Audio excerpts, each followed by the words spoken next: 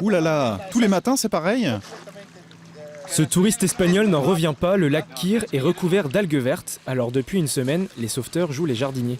Ces plantes prennent 3 cm à ce qu'on m'a dit par jour de chaleur. Donc ça s'accumule. Une accumulation telle qu'aujourd'hui les végétaux se répandent sur 70% du lac, un phénomène inédit mais totalement naturel. Voilà, c'est des grandes herbes, on va dire que c'est des herbes d'aquarium. Là c'est un aquarium géant. Plus elles vont être profondes et moins elles auront de lumière, donc moins elles vont se développer. Là, étant donné qu'elles sont déjà, au printemps, elles étaient déjà quasiment à la surface de l'eau, c'est sûr qu'avec le rayonnement solaire, il ne pouvait pas en être autrement. Naturel ou artificiel, sur la plage, les avis sont partagés. C'est juste inesthétique. C'est un lac, donc il y a de la nature, on voit qu'il y a des poissons, il y a donc des plantes et il y a des algues. Et il me semble que ces algues ne sont pas le signe de la pollution, donc on n'est pas du tout embêté par ça. Ça fait une quarantaine d'années qu'on habite juste en face. Vous voyez, c'est la première année qu'on voit autant d'algues sur le lac.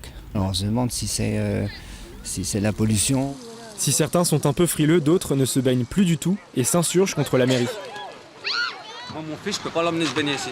Moi, je peux pas me baigner, j'ai des boutons. Il faudrait que le lac il soit propre. Parce que Chanoine Kyr, je vous rappelle en 1950, il a fait ça. C'était pour le tourisme, pour développer le tourisme à Dijon. Alors maintenant, aujourd'hui, Chanoine Kyr, il serait revenu ici aujourd'hui, en ce temps-là. Il serait pas content de voir son lac de cette manière-là.